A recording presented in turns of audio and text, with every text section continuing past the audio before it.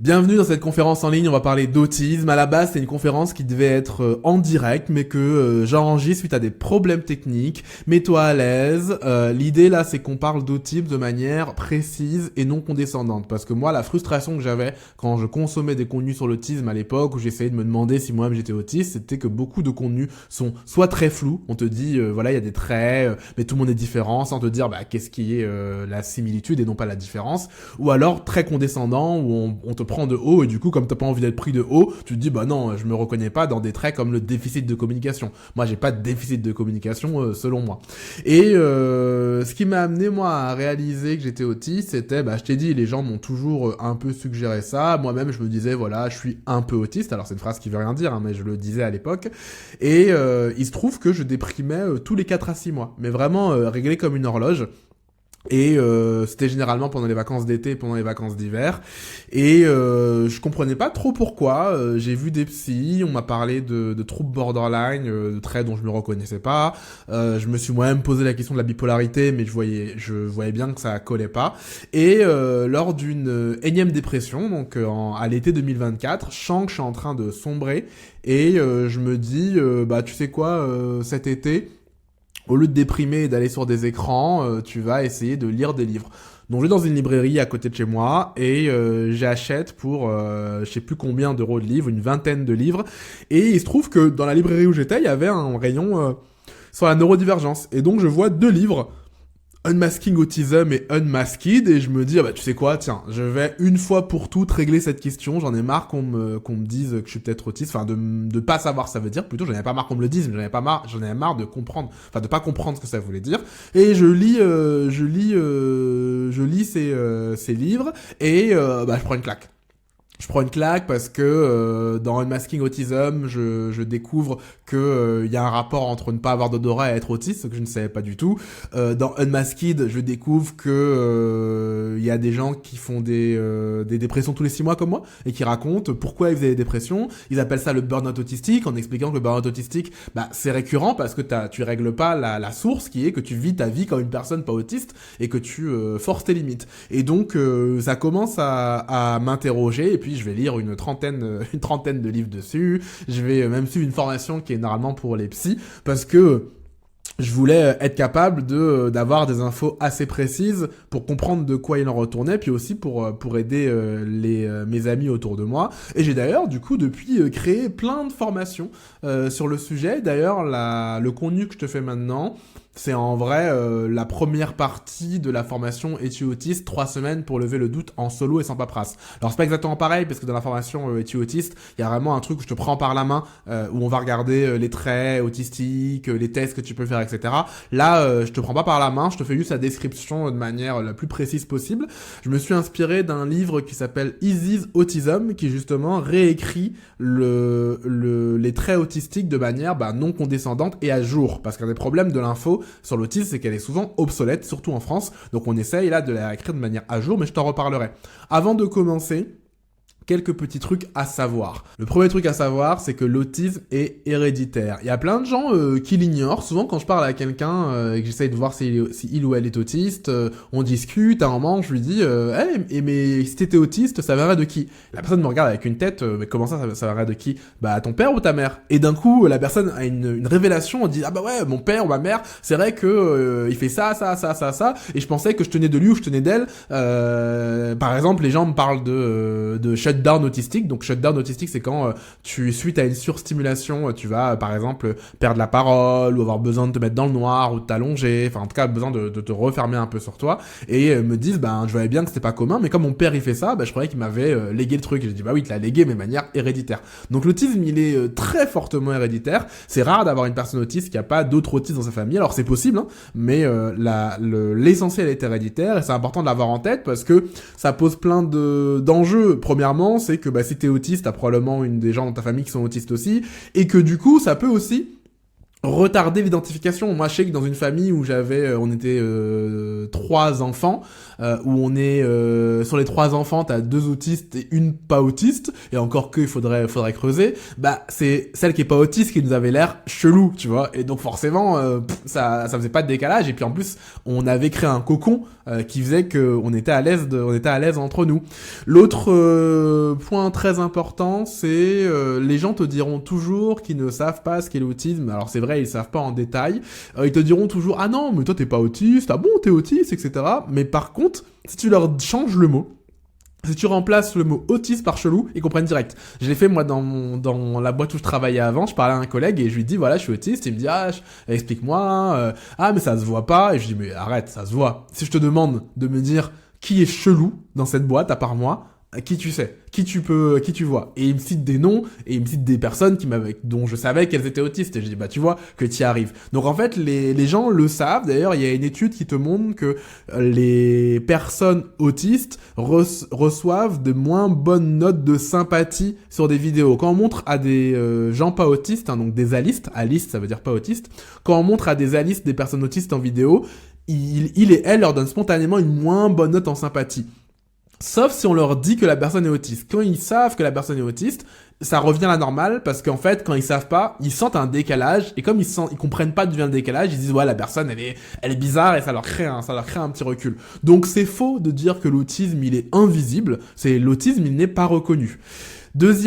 Troisième point, l'autisme, il est neurologique. Donc l'autisme, c'est pas un trouble psychique, ça veut dire que tu nais avec, tu meurs avec, ça veut dire que ça ne se soigne pas. C'est pas une maladie et je fais souvent le parallèle entre l'autisme et la dépression. Moi, j'ai vécu des dépressions comme je te disais hein, pendant longtemps dans ma vie. Alors là, je touche du bois, j'ai plus fait de dépression depuis 1 an, quasiment 1 an et demi depuis que je sais que je suis autiste. Et quand je fais une dépression, c'est comme si j'avais un Covid de mon esprit. Tu vois, je ne suis plus moi-même, je ne me reconnais pas, j'ai envie de m'en débarrasser, etc. Alors que l'autisme, c'est plutôt c'est plutôt une couche de ma personnalité. C'est en moi, c'est ce que je suis, et même si tu me payais pour arrêter de l'être, je sais pas si je payerais parce que oui, ça apporte des handicaps, ça c'est sûr, mais le truc c'est que je ne sais pas qui je suis si je suis pas autiste. Alors que je sais très bien qui je suis quand je suis pas déprimé, parce que quand je suis pas déprimé, je suis dans mon état entre guillemets non malade. L'autre point du fait que c'est neurologique, donc c'est dans le cerveau, c'est important de ne pas le relier pour autant à une question d'intelligence. Il n'y a pas de lien entre l'autisme et l'intelligence. Je sais qu'il y a eu plein d'œuvres médiatiques, il y a plein de clichés qui font croire que les autistes sont forcément intelligents. D'ailleurs, quand le rappeur Damso a fini par dire « Ok, bon, ça fait...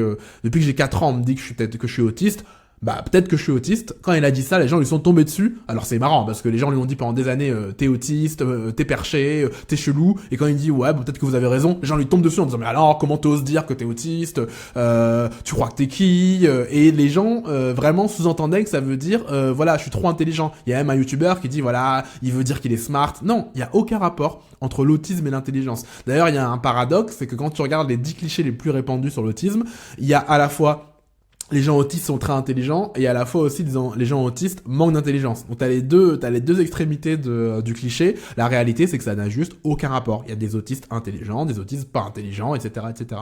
J'ai oublié de te parler d'un point crucial sur la neurologie. Puisque l'autisme est neurologique, ça veut dire que ce qui compte, c'est ton intériorité et non pas ton extériorité. C'est important de le noter parce que en plus de ça, les femmes autistes ont tendance à beaucoup plus intérioriser leurs traits. Et du coup, parfois, je vais te raconter des traits et tu me diras, moi, je suis pas autiste parce que je fais pas ça. Mais la réalité, c'est est-ce que tu as envie de faire ça ? Tu vois, par exemple, sur le trait de la psychorigidité dont on reparlera, j'ai des amis autistes qui me disent, moi, Nicolas, je ressens pas, je sais pas si je suis autiste comme toi parce que je ressens pas ça. Enfin, je ne fais pas ça. Et je leur dis, ok, tu te sens comment ? Et quand elles décrivent leur douleur, je vois que leur douleur, elle est à 100. Et je leur dis, mais tu sais, moi, quand je fais des crises, ma douleur, elle est à 40 par rapport à toi. C'est juste que moi, je supporte moins la douleur. Et comme je suis un homme, j'ai été socialisé à revendiquer mes besoins et donc je vais les crier. Donc, tu te rends pas compte que, en fait, t'es encore plus le trait que moi, sauf que tu l'intériorises. Donc, c'est hyper important que tu ne juges pas à l'extériorisation, mais bien à ce qui est interne en toi, d'autant plus qu'il y a un phénomène qu'on appelle le masking, qui est qu'avec l'âge, tu as appris à te comporter comme une personne pas autiste et à réprimer des traits autistiques. Donc la question, c'est pas ton comportement, la question, c'est toujours comment tu te sens. L'autre point important, très très important, c'est que tu as probablement une vision erronée du nombre d'autistes qu'il y a. Parce que pendant longtemps, on a cru que l'autisme était rare, on a cru que ça concernait 0,5% des gens. Là, les derniers chiffres qu'on voit, c'est plutôt autour de 4%. On a typiquement en Californie, en ce moment, tu as un enfant sur 22, donc 4,5%, qui est identifié comme étant autiste. Ça a déclenché d'ailleurs toute une séquence médiatique où Trump explique qu'il y a une épidémie d'autisme et d'où ça vient, etc., etc. Alors toi maintenant tu le sais, c'est héréditaire, donc ça vient de nulle part. C'est pas le paracétamol, contrairement à ce qui a été dit, qui a créé des gens autistes. C'est juste en Californie, ils ont les chercheurs et les chercheuses les plus avancés sur l'autisme. C'est l'endroit où les gens sont le plus sensibilisés, et comme ils sont le plus sensibilisés, ils voient plus facilement l'autisme. L'autisme, c'est pas rare. Ça fait, si on prend un chiffre de 4%, alors il y a des débats, il y a des gens qui disent qu'on est plus autour de 3%, mais si on prend un chiffre de 4%, ça fait quasiment 3 millions de Français et de Françaises qui sont concernés. Et si je prends un chiffre de 4%, ça veut dire que dans une salle de classe, t'as à chaque fois en moyenne, grosso modo, un ou deux autistes. Il y a des autistes partout autour de toi. D'ailleurs, si tu suis cette conférence, peut-être que tu es toi-même autiste. Et l'autre point qui est important, c'est que vu que on a mal défini l'autisme au début, et d'ailleurs c'est notamment à cause du fait qu'on a invisibilisé le travail d'une femme, Asperger et Kanner, quand ils ont prétendu avoir découvert l'autisme, ils ont oublié de nous dire que 15 ans avant, une femme soviétique l'avait découvert, mais ça je t'en reparlerai dans une autre vidéo. Mais ce qui est intéressant, c'est que cette femme soviétique qui avait découvert l'autisme, elle l'a décrit beaucoup mieux qu'Asperger et Kanner. Donc non seulement ils ont invisibilisé son travail, mais en plus ils ont dégradé la qualité. En tout cas, t'as 90 à 97% des adultes autistes qui ne savent pas qu'ils sont autistes. Et donc j'aime bien cette citation dans Unmasked.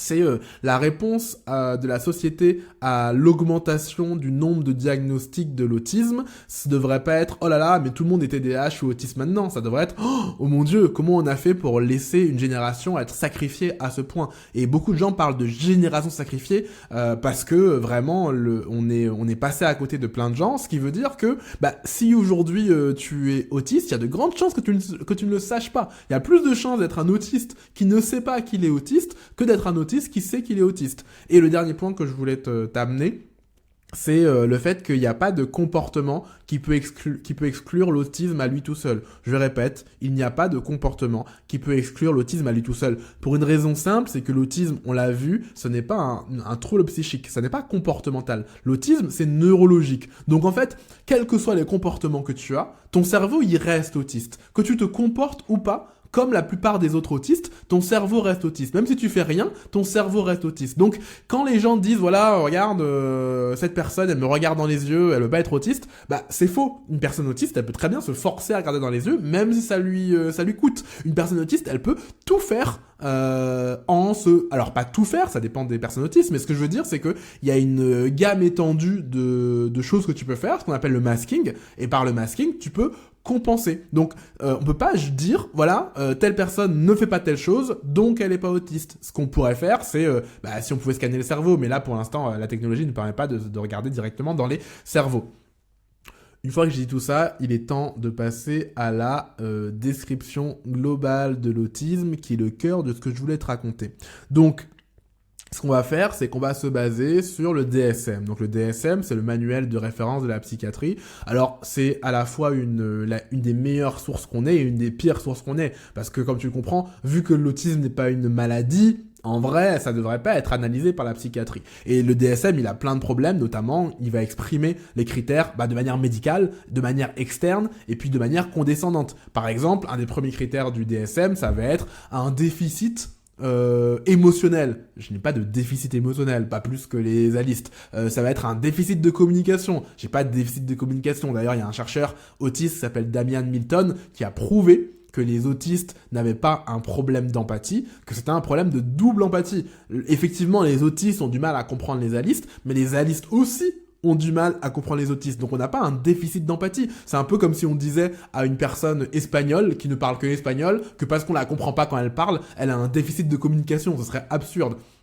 Donc, on va essayer justement de réécrire les traits de manière pas médicale, de manière ce qu'on appelle neuro-affirmative. Donc, neuro-affirmative, c'est le fait de l'écrire de manière non validiste et non condescendante, et de manière précise et à jour. Pour ce faire, comme je disais, je me suis beaucoup basé sur le livre qui s'appelle Easy Autism, mais d'autres livres qui ont la même démarche. Et donc, quand tu vas avoir des codes type A, B, A1, A2, B2, etc., c'est que j'ai gardé la nomenclature du DSM. Ça va t'aider toi aussi parce que si tu dois à un moment parler à un psy, parce que imaginons qu'après cette conférence, tu as envie d'aller faire un diagnostic auprès d'un ou d'une psychiatre, d'un neuropsy, etc., bah ça va être plus facile pour toi d'avoir le bon jargon et de parler dans la même langue que cette personne. Si la personne te dit, bah voilà, tu ne peux pas, au titre du critère A3, être autiste parce que t'as pas ça, tu pourrais dire, ah bon, mais le critère A3, c'est pas plutôt ça, et puis voilà, ça te redonne les armes. D'ailleurs, c'est aussi le but de cette conférence, c'est te redonner le pouvoir, te redonner les armes sur ton identification.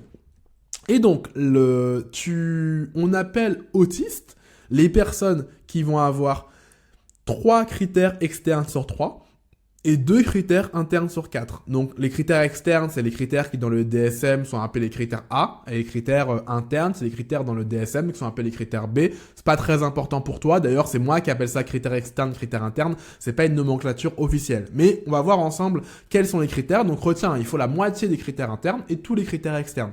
On va commencer par les critères internes. Donc, les critères internes, c'est la répétitivité, la psychorigidité, des intérêts intenses et une sensorialité atypique. Qu'est-ce que ça donne ? On va commencer par la sensorialité atypique. Donc la sensorialité atypique, ça recouvre plusieurs choses. C'est soit des hyporéactivités, soit des hyperréactivités, et ça peut être avec ou sans recherche de stimuli. Ça veut dire quoi concrètement ? L'hyperréactivité. Alors parfois on dit hyposensibilité, mais le problème de hyposensibilité, c'est qu'on pourrait croire que quand tu dis que quelqu'un a une hyposensibilité auditive, par exemple, ça laisserait penser qu'il ou elle serait très sensible à tous les bruits forts. Moi, par exemple, j'ai une hyperréactivité auditive, mais c'est pas forcément que les bruits forts, c'est plutôt une réactivité à certains sons. Donc hyperréactivité, bon, ça peut être les sons forts, effectivement, mais ça peut être aussi une difficulté avec les sons de sources multiples. Moi, c'est mon problème, c'est dès que je suis au restaurant, ça m'épuise énormément parce que mon cerveau n'arrive pas à filtrer. En fait, mon cerveau, il va se mettre à écouter les discussions même si je ne veux pas. Tu vois, il y a vraiment ce truc qui est très fatigant, c'est que je t'écoute toi, mais j'entends en même temps la discussion qui est derrière nous et ça va m'épuiser. Donc ça, c'est l'hyperréactivité auditive. Ça peut être le fait de ne pas supporter certains bruits comme la mastication, voilà. Ça peut être des choses comme ça. Ensuite, t'as l'hyperréactivité de la vue. Bah, ça peut être des surcharges visuelles, ça peut être le fait que tu portes des lunettes de soleil, même dans des cas où les autres personnes n'ont pas besoin de lunettes de soleil. Ça peut être des trucs qui te dégoûtent. Moi, typiquement, dans mon hyperréactivité visuelle, j'ai des sortes de choses que avant j'appelais mes phobies. J'ai des phobies aux petits trous, j'ai des phobies aux bijoux. Je ne supporte pas de voir des petits trous, je ne supporte pas de voir des bijoux. Et ça, avant, je disais que c'était ma phobie. Maintenant, je comprends que c'est plutôt un dégoût. Je sens maintenant que ça me donne envie de vomir. Là où avant, je ne comprenais pas ce qui m'arrivait. Au point que la première fois que j'ai vu une psy, je lui ai dit, mais moi, ça me gratte le cerveau quand je vois des bijoux et des petits trous. Si je deviens fou un jour, ce sera à cause de ça. Dans l'hyperréactivité, tu peux avoir l'hyperréactivité tactile, c'est le fait d'avoir une aversion aux effleurements, à certains vêtements, ça peut être même les étiquettes, ça peut être aussi la texture en bouche. Moi j'avais beaucoup ça quand j'étais enfant, je l'ai moins maintenant, mais j'ai ce truc de, les trucs, certaines textures en bouche vont être insupportables.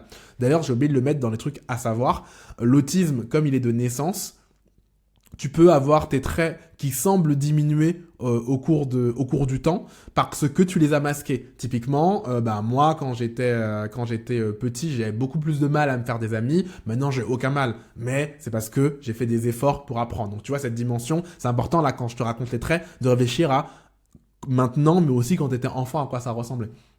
Donc je te disais aversion aux textures, hyperactivité odorat et goût, c'est ce que tu imagines. Et il y a d'autres sens en fait que les 5 sens habituels. Alors il y a plein de débats sur le nombre de sens exacts, il y a des gens qui disent 8, des gens qui disent 9, il y en a plein d'autres, mais j'en ai mis quelques-uns, notamment l'interoception. L'interoception, c'est le fait c'est le sens de ce qui se passe à l'intérieur de toi. Et typiquement, bah, c'est le sens qui te permet de savoir si t'as faim, si t'as soif, ça peut même te donner les émotions, etc., etc., la douleur. Du coup, une personne qui est hyper réactive sur ces trucs-là, elle va avoir du mal à supporter la faim. Ou alors elle va avoir l'impression d'avoir tout le temps faim, d'avoir tout le temps soif, d'avoir tout le temps chaud, tout le temps froid. Ça peut même être une hypersensibilité émotionnelle parce qu'elle sent des trucs en elle, etc., etc. Ensuite, tu peux avoir une hyperréactivité à la proprioception ou au sens vestibulaire. Donc le sens vestibulaire, c'est le sens de l'équilibre, le sens de l'oreille interne. Là, ça peut te donner des malaises dans un lieu fréquenté, des difficultés de coordination, etc., etc. Mais tu peux aussi avoir des hyporéactivités. Et ça, je trouve qu'on n'en parle pas assez. Alors déjà, la sensorialité atypique, c'est un trait dont on parle pas beaucoup parce que il n'est entré dans le DSM qu'en 2013. Donc c'est le dernier trait qui est rentré dans le DSM et donc beaucoup de gens ignorent, même des psys, ignorent qu'il y a un lien entre l'autisme et la sensorialité.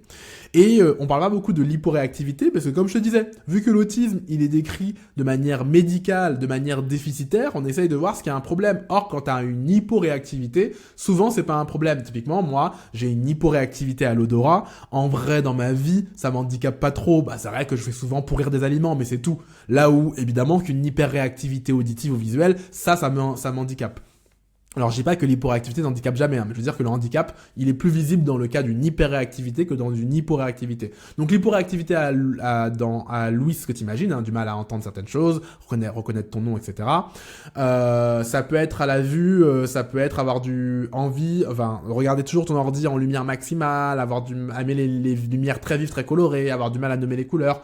Sur le toucher, ce que tu imagines, ne pas maîtriser ta force, adorer les câlins. D'ailleurs, j'ai pas dit tout à l'heure, mais dans l'hyperréactivité, un trait autistique très courant, les gens hyper réactifs tactilement, c'est mon cas, peuvent détester les câlins. L'odorat et le goût, ce que t'imagines. L'interoception, du coup, c'est la difficulté à identifier que t'as faim, que t'as soif. Ça peut être du mal à identifier carrément les émotions, ce qu'on appelle l'alexithymie. L'alexithymie, c'est la difficulté à pouvoir de mettre un nom sur tes émotions. Ça peut être, plein de choses comme ça. Et la proprioception et système vestibulaire, si tu as une hyporéactivité, ça peut te donner ce qu'on appelle une dyspraxie. Il y a beaucoup d'autistes qui ont des dyspraxies légères, on pourrait appeler ça une maladresse. Moi, j'ai du mal à faire des trucs qui sont très précis avec mes doigts, tu vois. S'il faut mettre du fil d'aiguille dans le trou d'une aiguille, ça me met très très mal, même en moi. Ça peut être du vertige, moi j'ai vraiment le vertige. Ça peut être avoir une écriture dégueulasse, je me reconnais totalement d'avoir une écriture dégueulasse. Donc voilà pour hyperréactivité. Et comme je te disais, c'est avec ou sans recherche de sensations. Moi, par exemple, comme j'ai une hyperréactivité tactile, j'ai vraiment ce truc je suis drogué à la douche chaude. J'ai vraiment recherché cette sensation de faire des douches chaudes. Ça peut être, toi, être drogué à une odeur, drogué, tu comprends, c'est métaphoriquement. Deuxième critère interne, c'est la psychorigidité. Alors la psychorigidité, c'est un trait qui est très mal décrit. Souvent, il est décrit comme étant la routine. Et quand on me disait les autistes sont des personnes avec des routines, je me disais alors je suis pas autiste. Moi, j'ai pas de routine, j'ai une personne très spontanée. Mais c'est pas ça, en fait, le critère B2, c'est la psychorigidité, c'est des îlots d'inflexibilité, des îlots de psychorigidité. C'est pas que tu es entièrement psychorigide, c'est que t'as des petits bouts de toi où t'as des espèces de règles personnelles qui sont extrêmement fortes. Je t'ai mis quelques exemples, évidemment je peux pas être exhaustif parce que il y a plein de manières de manifester. D'ailleurs j'ai oublié de le dire, quand je te montre un critère, l'idée, c'est pas que tu valides chaque case. Une personne un jour, je parlais d'hyporéactivité, de sensorialité atypique. Je constate qu'elle est hyper réactive auditivement, qu'elle est hyper tactile, qu'elle est hyporéactive de l'interoception, qu'elle est hyper réactive de la proprioception. Elle me dit non mais je coche pas ça puisque j'ai ni odorat, ni goût, ni. J'ai dit mais attends non ça marche pas comme ça. Le critère il est de manière globale. C'est est-ce que tu observes des anomalies sensorielles? La réponse est oui. Les exemples ne sont que des exemples pour voir si tu t'y raccroches. Donc là c'est pareil. Les exemples ne sont que des exemples pour voir si tu t'y raccroches. Il y a plein d'autres exemples que j'ai pas mis. J'ai essayé de mettre les exemples les plus courants, mais tu pourrais très bien avoir d'autres exemples. Donc l'idée c'est pas que tu coches chaque case. Là sur ce slide, c'est pas je coche la moitié donc je suis à moitié autiste. Non, c'est essaye de comprendre de manière globale. Est-ce que tu te reconnais dans le critère étant l'ensemble, étant beaucoup plus général que chaque trait spécifique. Donc le critère de la psychorigidité, Il peut s'exprimer avec une forme de résistance à certains changements qui ont l'air anodins pour les autres. Ça peut être la difficulté à gérer les transitions, ce qu'on appelle l'inertie autistique. Donc quand tu passes de... T'as du mal à sortir de ton lit, t'as du mal à sortir de chez toi, t'as du mal à arrêter de travailler quand t'es lancé, voilà. Vraiment le problème de transition. Ça peut être, et je me reconnais largement là-dedans, un refus un peu irrationnel de jeter des objets. Moi, j'ai plein d'objets qui me servent à rien que je garde parce que je sais pas, j'arrive pas à les jeter. Ça peut être une aversion aux intrusions. Alors, l'aversion aux intrusions, ce qui est marrant, c'est que c'est même pas, parfois, c'est pas des intrusions objectives. Moi, j'invite des gens chez moi. Ils arrivent en avance. Et ça m'énerve. Vraiment, quand je dis ça m'énerve vraiment quand les gens arrivent en avance. Je me sens, c'est pas le plan tel que je l'ai imaginé dans ma tête. Je me sens vraiment, une intrusion chez moi. Alors que pourtant, c'est moi qui ai invité la personne. Ça peut être les fameuses routines, les fameux rituels. Mais tu vois, routine, rituel, ça n'est qu'un des sous-traits de ce grand critère B2 de la psychorigidité. Ça peut être effectivement des fortes réactions à de petits changements. J'ai mis petit entre guillemets parce que le petit, c'est selon la vision des autres. Pour toi, c'est pas un petit changement. Ça peut être des limites personnelles très fortes, donc un sens de la justice très très très développé. Alors attention, parfois quand on dit ça, les gens croient que ça veut dire qu'on est moralement supérieur. Non, les autistes ne sont pas moralement supérieurs. Je prends l'exemple d'Elon Musk. Elon Musk, c'est un facho. C'est selon moi un des pires humains sur Terre. Pourtant, il a un sens de la justice très fort selon sa vision à lui de la justice. Et c'est comme ça qu'il est rentré en guerre avec Donald Trump alors qu'il avait rien à y gagner, parce que Donald Trump l'a trigger, l'a déclenché sur un petit truc qu'il a senti injuste, et il a fait une guerre personnelle sur Donald Trump à cause de ce sentiment d'injustice. Moi, c'est pareil, quand j'étais petit, ma mère me disait que quand on m'a raconté l'histoire de Jésus, j'ai pleuré, j'étais hyper en colère en me disant mais c'est très injuste, pourquoi on l'a tué, voilà. Ce truc d'avoir un sens de la justice très très très fort, quoi que veuille dire la justice pour toi. Ça peut être le besoin envahissant d'autonomie. Donc le besoin envahissant d'autonomie, c'est si tu connais le concept psychologique de la réactance, c'est la réactance mais survitaminée. C'est on te dit de faire un truc, du coup t'as plus envie de le faire. Moi, dès qu'on me dit d'aller me brosser les dents, même si je devais me brosser les dents, j'ai plus envie de le faire. En tout cas, une partie de moi a plus envie de le faire. Alors je réalise évidemment que c'est irrationnel, mais je n'arrive pas à m'en empêcher. Donc ça peut être aussi une énorme difficulté à collaborer, à déléguer, voilà. Dans les limites personnelles fortes, le coach peut avoir le respect fort de certaines règles. Par exemple, tu ne traverses jamais au feu rouge. Mais par contre, tu méprises d'autres règles. On sait pas pourquoi, il y a un truc comme ça où parfois tu es à fond sur des règles et puis d'autres fois, pas du tout. Et la dernière catégorie que je voulais te raconter dans la psychorigidité qui est très commune, c'est le besoin impérieux de correction. Le besoin impérieux de correction, c'est quand les gens font des erreurs factuelles, t'as comme un besoin de pisser. Tu vois, tu peux te retenir, hein, mais c'est très dur de retenir quand tu peux corriger quelqu'un. D'ailleurs, c'est ce qui fait que les autistes sont souvent caricaturés, comme Hermione Granger. D'ailleurs, je pense qu'en fait, Hermione Granger, au début, dans Harry Potter, la première année, elle est la caricature d'une personne autiste, pour plein de raisons, mais c'est pas le sujet de cette conférence. Et comme on corrige les gens, ils se disent, mais attends, pourquoi elle me corrige, elle se sent supérieure à moi? Non, c'est pas qu'on se sent supérieur, c'est qu'on ressent ce besoin impérieux de correction. L'autre truc qui peut arriver, c'est ce que les gens appellent la pensée en noir et blanc, que je préfère appeler la pensée radicale. C'est pas un manque de nuances. Moi, j'ai tendance à être au contraire une personne très nuancée, à dire voilà, il faut comprendre. Par exemple, quand je parle de politique, les gens me disent voilà, les gens d'extrême droite, ils sont juste bêtes. Non, ils sont pas bêtes, les gens d'extrême droite. Ils ont des valeurs différentes de toi, et voilà, ça les amène à faire ci, ça, ça. Donc, c'est pas un manque de nuances. Par contre, quand j'ai un avis, je le porte fortement. J'ai vraiment, d'ailleurs. Il y a quand j'ai travaillé dans le recrutement, il y a 2 recruteurs qui m'ont fait des dédicaces. Il y en a un qui a fait une chanson qui s'appelait Radical comme Galita. Enfin, ça s'appelait pas comme ça, mais c'était le refrain. Dans le refrain, il y avait Radical comme Galita. Rassam, si tu nous écoutes, dédicace.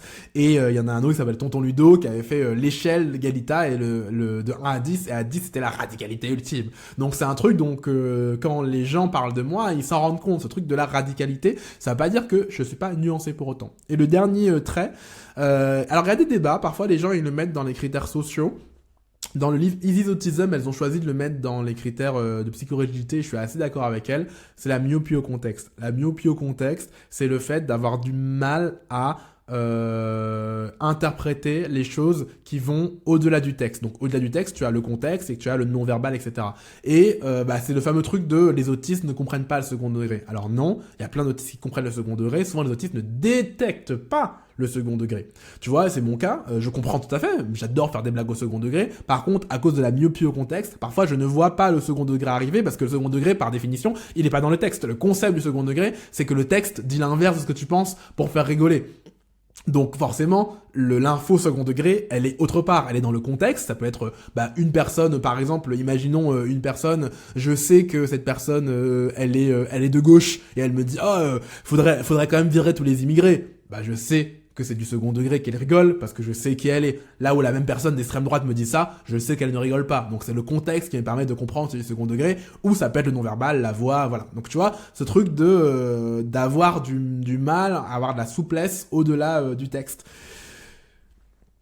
On passe au critère suivant, c'est les intérêts intenses. Alors, les intérêts intenses, ils sont parfois et trop souvent appelés intérêts spécifiques ou intérêts restreints. Là encore, pour moi, c'est une vision condescendante. Parce que l'intérêt restreint, ça veut dire, t'es un peu une personne limitée, quoi. Et l'intérêt spécifique, ça veut dire, ton intérêt, il est chelou.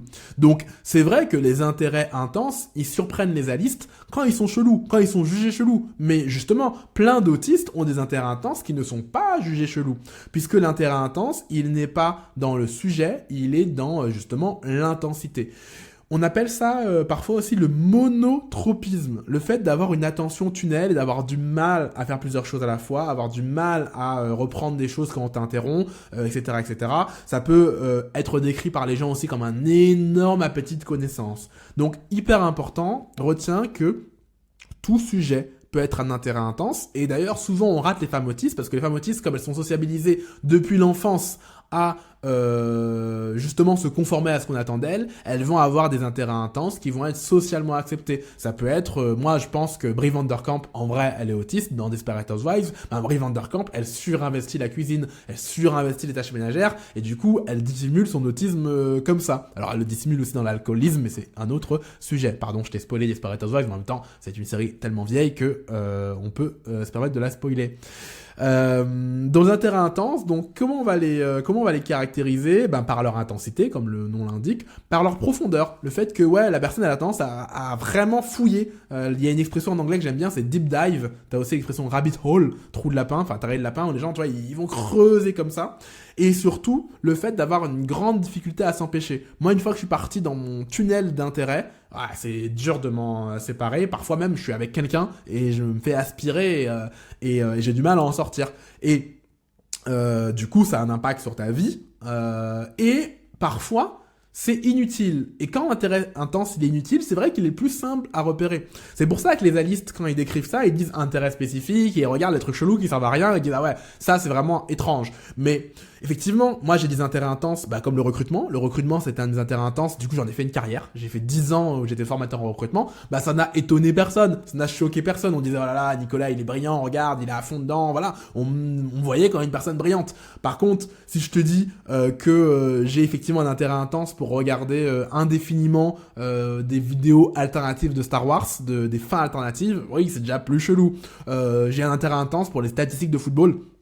Alors je ne regarde pas le football, ça pareil, ça a l'air chelou. Donc les intérêts intenses sont pas forcément chelous, mais c'est vrai que quand c'est chelou, c'est plus facile de les repérer.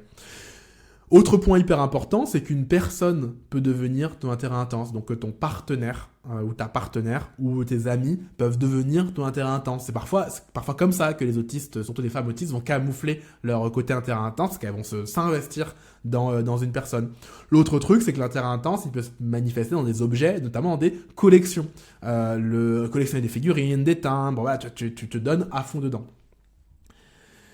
Dernier critère, ça va être le comportement répétitif. Alors, le comportement répétitif, c'est des comportements corporels ou vocaux ou avec des objets qui vont être répétitifs ou idiosyncratiques. Idiosyncratique, ça veut dire très spécifique à toi.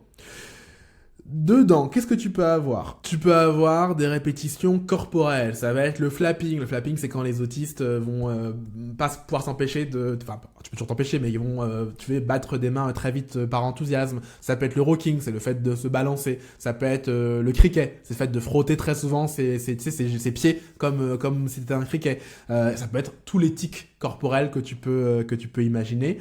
Dans les comportements répétitifs vocaux, Parfois on appelle ça steaming dans la communauté autistique, mais je préfère dire répétitivité pour qu'on comprenne bien ça veut dire. Dans la répétitivité, ça peut être des onomatopées. J'ai une amie autiste, elle fait toujours des bruits du type des bruits comme ça qui n'ont pas de sens. Ça peut être d'avoir des mots régulièrement inventés. Ça peut être l'écolalie. Alors l'écolalie, c'est quand tu répètes ce que disent les autres personnes. Cette envie de répéter ce que disent les autres personnes. Et l'écolalie, bah, si tu l'as, c'est probable que tu essayes de la réprimer parce que quand tu fais de l'écolalie, les gens ont l'impression que tu te fous de leur gueule.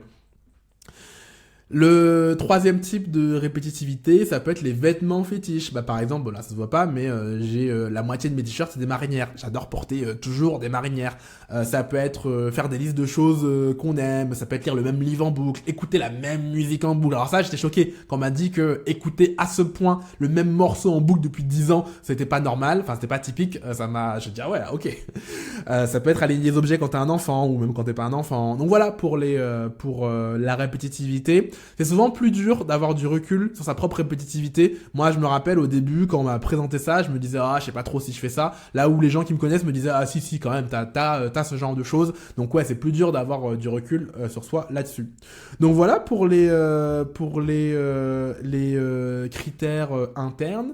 Et on va passer aux 3 critères externes. Coucou, c'est Nicolas du montage. Si tu m'entends, c'est probablement que tu regardes cette vidéo sur YouTube ou sur une autre plateforme et que j'ai décidé de couper la vidéo en 2 pour pas qu'elle soit trop grande. Donc ce que je propose, c'est que je t'ai mis un lien en description où tu pourras laisser ton email pour que je puisse t'envoyer la suite de la vidéo. Donc voilà, je te dis merci de m'avoir écouté et rendez-vous dans la deuxième partie de l'autre côté en laissant ton email. À tout de suite.